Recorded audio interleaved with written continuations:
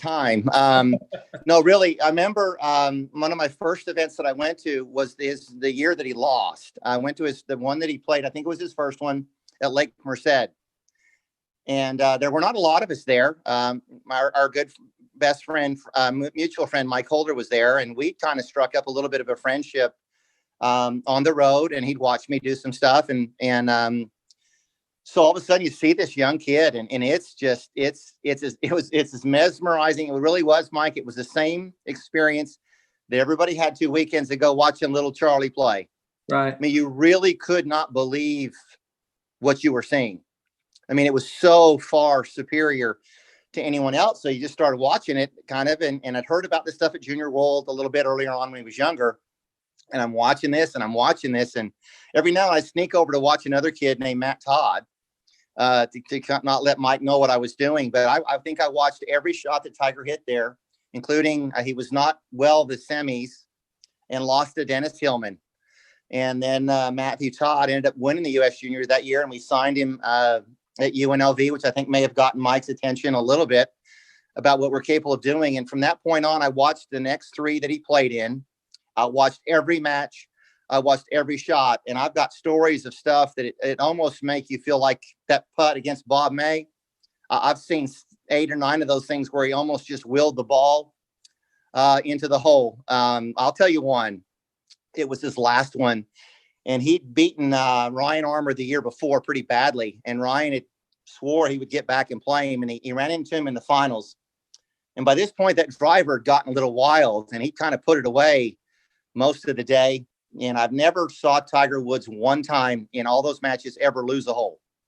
He had guys win holes, never lost a hole. And I think we're going down maybe 16. Was a par 3, I think, or 15. And no, it was a par 3, 16. And he was 1 down. I said, he's going to win this, no problem. And he actually lost the hole to go 2 down with 2 to play. And there was a long par 4, and there was a bunker right in the middle of the fairway. And Ryan Armour did what he's supposed to. He hit his 3-iron short of there. Well, out comes, rips off the Tiger, grabs the driver, and he hits this thing almost 60 yards over the bunker, right down the middle. Ryan Armour hits his next iron shot about 20 feet. Tiger hits it to about 8 feet, makes it 1 down. They go to 18. And he just takes his driver, and it seemed like it was a 600-yard hole even back then, and smokes the driver. Ryan does what he's supposed to. It's his iron down the fairway. It's a 3-shot hole for most people. It's another iron shot. And Tiger goes at this green, and he ends up in a greenside bunker with about 18 yards of carry to a front right pin. And Ryan hits his wedge to about 12 feet right there, just like he's supposed to do.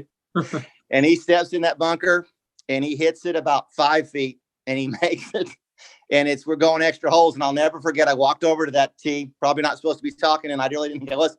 And Earl Woods, who I had walked with hole after hole after hole. And Earl used to wear those headphones, so no one could talk to him. And he pulled them out, and he looked at me, and he said, "Boy, how'd you like to coach that for 4 years?" So it was.